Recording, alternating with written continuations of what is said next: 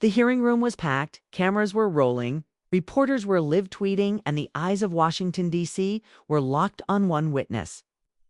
Pam Bondi, former Florida Attorney General, stood calmly behind the witness table.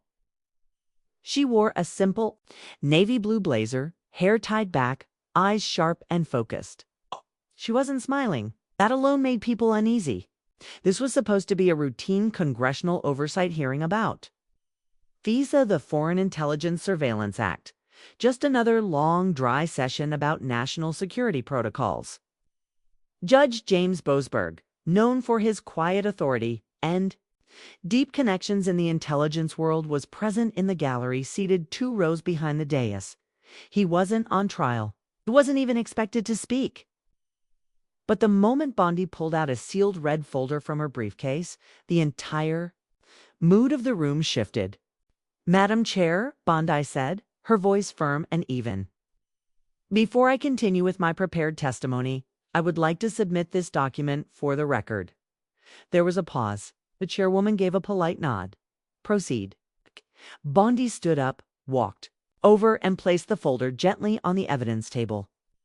Contained within this file is evidence of a private surveillance contract. It was approved under sealed review by Judge James Boasberg and routed through a defense subcontractor named CoreLogic Sentinel. The room didn't explode, it froze. For one long moment, the only sound was the quiet humming of the lights. Boasberg's face didn't move, neither did his hands. But reporters in the media section were already grabbing their phones. Someone whispered CoreLogic. "Isn't that?" Bondi continued. This contract allowed the rerouting of bulk surveillance metadata collected under FISA warrants through CoreLogic's servers, not for national security purposes, not for criminal investigations, but for real-time data sorting tied to electoral trend manipulation. The chairwoman leaned forward, brow furrowed. "Ms. Bondi, are you suggesting classified surveillance data was shared for political use?" "I'm not suggesting anything," Bondi replied coldly. "I'm stating a documented fact." The file was opened by a clerk. Inside were communication, logs, wire receipts, and legal memos bearing Boasberg's court signature. The documents were time-stamped from mid-2019 through late 2020, a time of immense political tension, a time just before the presidential election. The name CoreLogic Sentinel was already trending on social media within 5 minutes. Senator Avery Tomlinson, who had been silent until then, leaned into his microphone. "We need to be extremely careful about public accusations based on incomplete evidence." Bondi turned to him unshaken. "Then perhaps you'd like to explain the second document in that folder. It includes your office's meeting notes with CoreLogic's lobbyists for weeks before the contract was approved." Tomlinson's face went pale. Cameras zoomed in. Behind the dais, Judge Boasberg still hadn't spoken. His expression was unreadable, but a small vein near his left temple had begun to pulse. The chairwoman asked, "How did you obtain these documents?" Bondi answered, "Whistleblowers. 2 of them. One was a former clerk in Boasberg's own chambers. The other worked inside CoreLogic's legal department until last year. Both feared what might happen if this information stayed buried." A reporter in the back whispered into her microphone. "Sources now confirm CoreLogic Sentinel was flagged in early 2020 by a watchdog group over irregular campaign donations."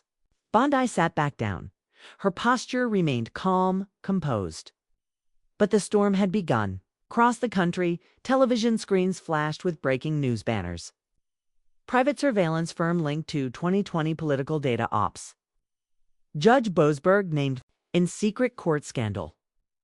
Hashtags like #Bondi reveals and #BOASBERG deal exploded across platforms. In the back of the room, Judge Boasberg stood slowly. He nodded once to a staffer, whispered something, then walked out of the hearing chamber without a word. No one stopped him. No one could. And as he disappeared behind the doors, one final sentence from Bondi echoed through the room. You don't protect democracy by hiding it behind sealed courtrooms.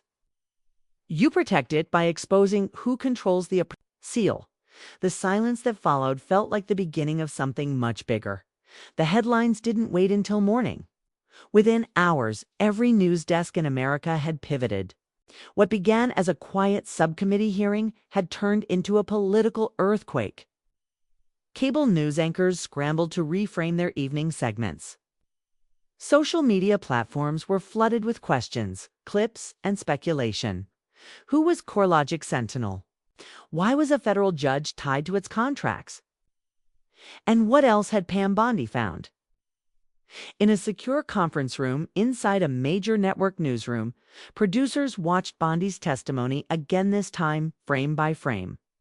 Freeze that, one of them said. The camera zoomed on Judge Boasberg's face the moment she named the firm. He didn't blink, but the tension in his jaw gave him away. He knew it was coming, someone whispered. He just didn't know when. Meanwhile, inside the Capitol, things were less composed. Phones rang nonstop. Aides ran between offices. 2 members of the Intelligence Committee had already called for a closed-door emergency session.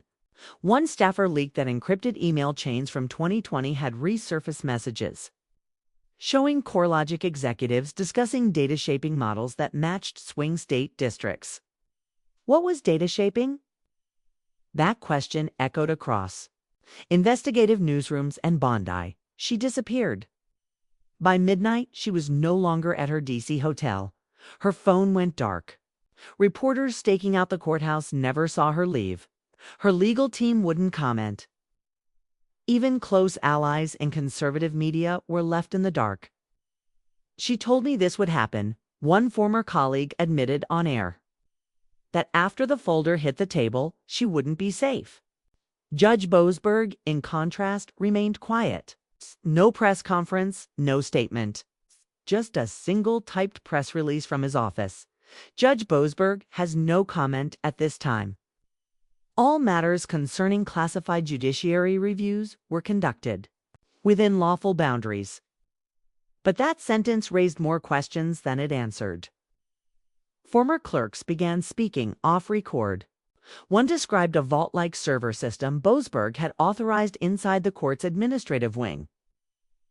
Another recalled a late-night meeting with a private contractor who left no business card. No badge, only a first name, Kessler. At 2:14 a.m. A hacker group called Epicfilter posted a blurred image on their dark channel LAN internal CoreLogic memo with Judge Boasberg's initials next to the words soft influence districts. While the authenticity of the document couldn't be confirmed immediately, digital forensics teams from multiple outlets began comparing fonts, watermarks, and metadata. Within 2 hours, one file was confirmed genuine by a cybersecurity analyst with clearance at Fort Meade. The implications were damning. The next day, a journalist for a foreign outlet revealed that CoreLogic Sentinel had recently been awarded a quiet contract to manage voter prediction algorithms in 2 Eastern European countries. Both elections had shown strange statistical anomalies, sudden polling shifts in the final 48 hours. Patterns that, until now, no one had connected. Suddenly, this wasn't just about one judge. This was about a method, a silent infrastructure of influence operated through legal silence and data rerouting. And while the public scrambled to understand what metadata could really do, behind closed doors, power brokers began moving fast. By noon, 2 Judiciary Committee members privately requested FBI protection. A third hired outside digital security experts after her smart devices behaved oddly overnight. Meanwhile, the Department of Justice issued a formal letter requesting all documents Bondi had presented to the committee. But they couldn't find her. Then, late that afternoon, a video appeared. A live stream, low resolution, undisclosed location. Pam Bondi sat beside 3 people, faces partially in shadow. One was a former NSA systems engineer. One was a whistleblower from inside CoreLogic. And the third, a data scientist who claimed he helped build the architecture that allowed voter sentiment to be predicted down, subtly shaped in real time. "We didn't start by trying to break democracy," the scientist said. "We were told it was about preventing threats. But the threat became the people themselves." Bondi said little during the stream. Only at the end did she speak, her voice steady. They used law as a curtain. They used code as a cage. And they used silence as a weapon. The stream cut off mid-sentence, but not before the group released a single document drop. Password locked, time encrypted, with a warning attached: the next judge is already selected. You just haven't voted yet. America was no longer watching a scandal. It was waking up inside one. The silence in the studio was thick. Piers Morgan remained standing, visibly agitated, as Prince Harry sat. Still composed, but clearly steeling himself for what was next. The camera operators exchanged tense glances. Producers backstage whispered, frantically, some with headsets on, others glued to live audience reactions across the internet. But Piers wasn't done. He pointed a finger not directly at Harry, but in his direction, and said, "Let's stop pretending this is noble. You didn't just walk away from royal duties. You took the family's darkest moments and sold them to Netflix, to publishers. You made your grief profitable." There were gasps. One audience member muttered, "Wow," under their breath. Harry blinked slowly, his jaw setting tight. "You talk like I sold secrets, but I shared my experience, my life. Then if that makes you uncomfortable, maybe it's because you're used to people staying silent." "Oh, please," Piers scoffed, walking a few steps closer to the audience. "You talk about silence, but since you moved to California, you haven't stopped talking? Oprah, podcasts, memoirs. What's next, Harry? A movie? I'd rather keep talking than let people like you tell my story for me," Harry shot back. It wasn't shouted, it wasn't loud, but it cut through the air like a knife. Backstage, the senior floor director raised a hand to the assistant producers. "Get security ready," he said quietly, "just in case." Piers turned back toward Harry, eyes blazing. "You blame the press, you blame the monarchy, you blame your father, your brother. But when do you look in the mirror? When do you take responsibility for the chaos you've caused?" Harry leaned forward now, elbows resting on his knees. "Do you want responsibility? Fine, I take it. For speaking out, for breaking the cycle, for refusing to pass the pain I inherited to my children. That's the responsibility I chose." The audience murmured again, this time louder. One woman clapped slowly, another followed. Piers heard it and turned to them. "Oh, don't start applauding now. This isn't a hero's journey, it's a PR campaign." And that was when Harry, still calm but visibly sharper, stood up. "I didn't come here for your approval, Piers," he said. "I came here to challenge something bigger than both of us. The machine? The one that takes a tragedy, packages it, and sells it to people hungry for distraction." Piers rolled his eyes. "Machine, huh? You are the machine now, Harry. Every camera in here, every dollar made off your words, that's your machine. And it's running perfectly." That was the moment the tension snapped. Harry walked toward the edge of the set, looked directly into the lens of the main camera, and said, "If I am the machine now, then I'll use it to tell people that trauma isn't gossip, and that healing doesn't come with a headline." Suddenly, a voice came over the studio speakers from the control booth. "We're going to break. Stand by." But it was too late. The fire had already ignited. Piers moved to stand directly in front of Harry, as if to block the camera shot. "You don't get the last word here." Security moved toward the edge of the stage. Harry didn't flinch. "I'm not asking for the last word. I'm asking for the truth to be louder than the spin." A producer on the floor whispered in too. Her headset, "We need to cut the feed now." The screen faded to the show's logo for a commercial, but by then, phones in the audience were already recording. The confrontation would be out in the world in minutes. And back in the dressing rooms, Meghan Markle's phone buzzed. She looked at the notification. Her eyes narrowed. She knew this wasn't just a media fight. This was about something deeper. And it had only just begun. The break had ended, but nothing felt the same. The glossy lights of the studio returned. The audience was told to settle, and producers scrambled to regain control.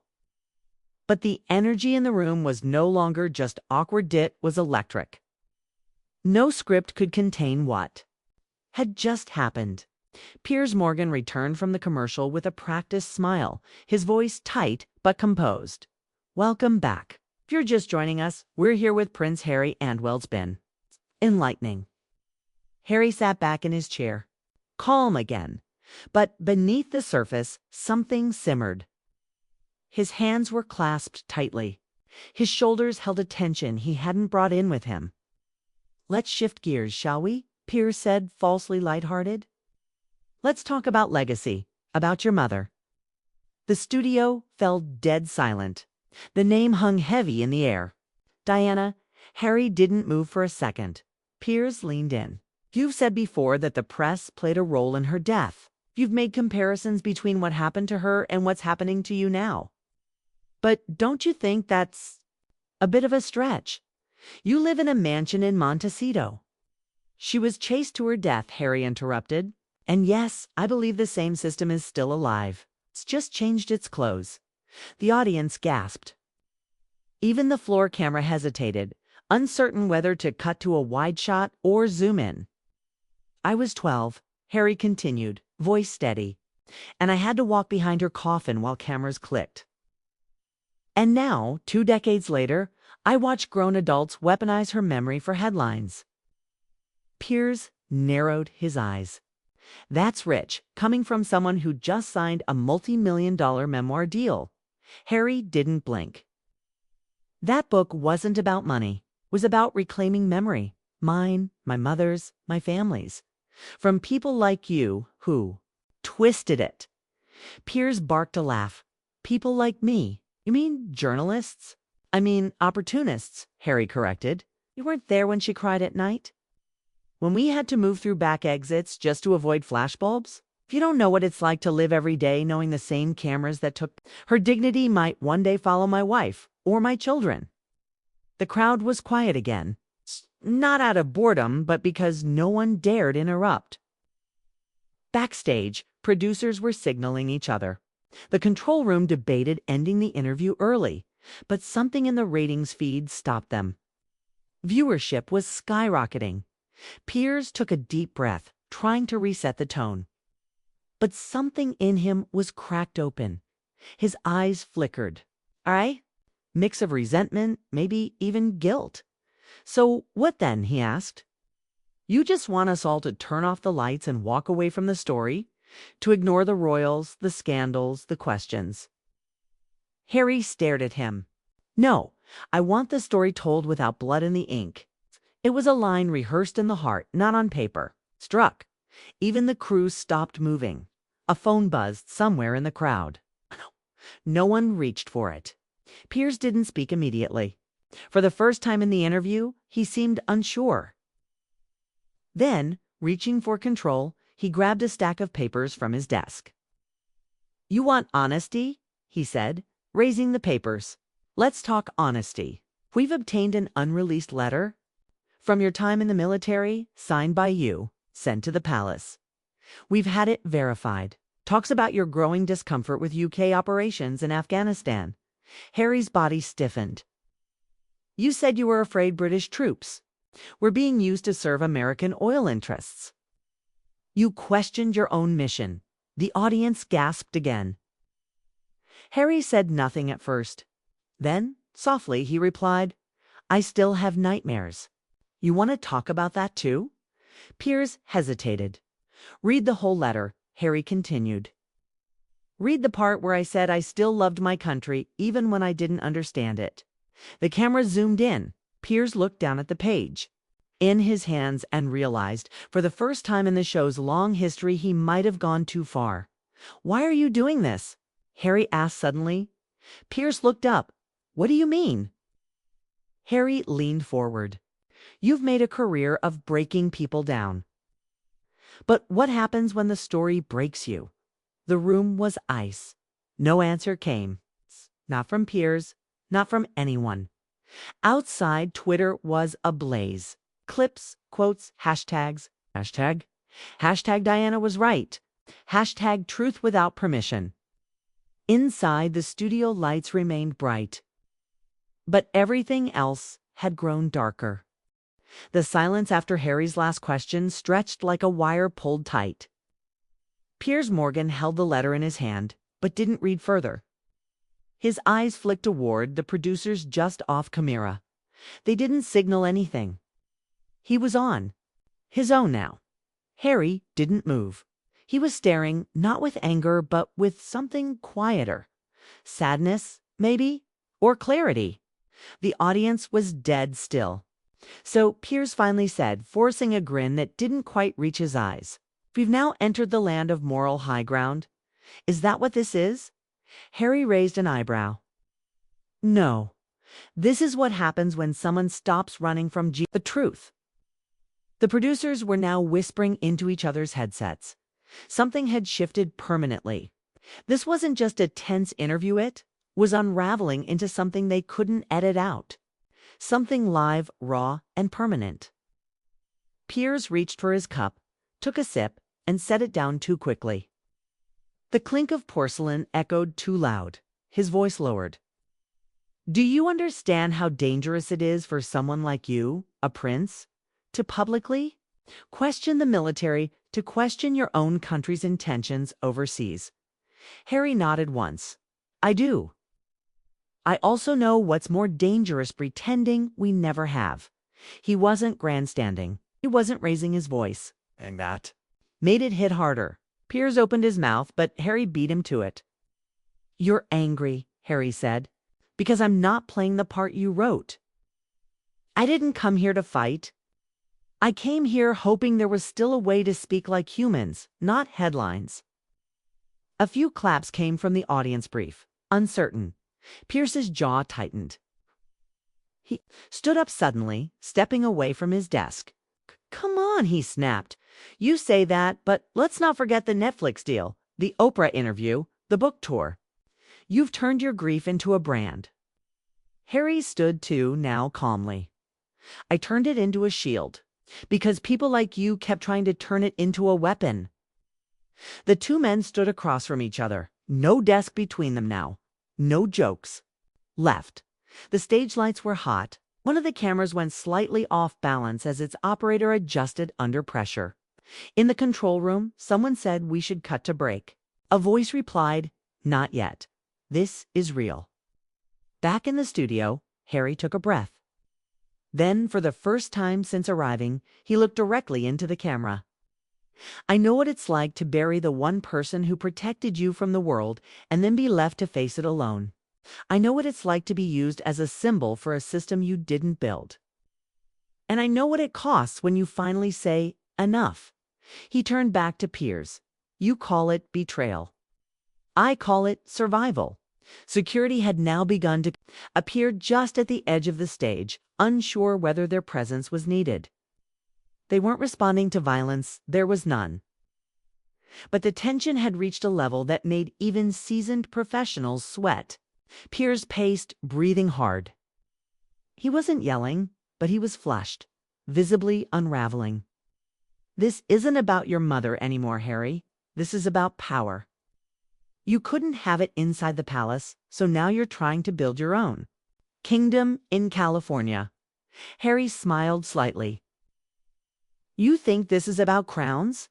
It's about children growing up in peace, about men not dying for politics, about truth being told even when it's not convenient." Piers pointed toward the camera.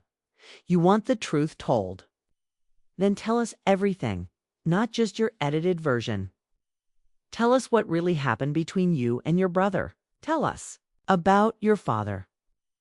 What did the Queen really say before she died?" That crossed a line. Gasps came from the crowd. Even the camera crew turned, stunned. Harry's face went still. He didn't flinch, didn't shout, but his voice dropped into something icy. You bring up my grandmother like she was a tool. In your ratings game, you don't care what she said. You care what sells. Security stepped in now, not because of threat, but because it was clearly time. Harry nodded to the guard who approached. It's all right. I was leaving anyway. He turned to the audience. Thanks for listening. Didn't say goodbye to Piers. He didn't need to. As he exited the frame, the studio was silent again except for Piers, who stood alone on stage, holding a stack of questions that no longer mattered. The broadcast feed didn't cut. It stayed live. For a few seconds too long, the audience stared at the empty chair, where a prince had sat and told the kind of truth that doesn't need permission.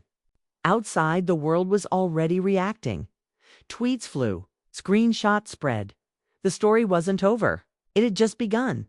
The door behind the set closed with a soft thud as Prince Harry disappeared into the corridor. The moment he left the stage, the crew and security let out a collective breath, like air finally returning to a vacuum. In the control room, producers scrambled, speaking over one another. Do we run a statement? Do we cut the final segment? No, let it ride. Everyone's watching now. Backstage, Harry walked briskly, but not in anger. There was a calm around him, the kind of calm that comes after choosing not to be silent. One of the younger producers rushed beside him, holding out a phone. There's already a clip trending on X. You're #1 worldwide. I barely looked. Of course it is. Back inside the studio, Piers Morgan was still at the desk, but the energy had changed. The smugness had drained from his face, replaced by a cold calculation. He looked straight at the camera and addressed the audience. Well, ladies and gentlemen, what you just witnessed wasn't planned, but it was real. And whether you love him or loathe him, Prince Harry showed us tonight that the line between privacy and publicity is thinner than ever. There was a pause. No one clapped. Piers glanced off camera. The teleprompter was blank. The crew had stopped feeding him scripts. For once, he was unscripted too. He calls it truth, he muttered. I call it branding.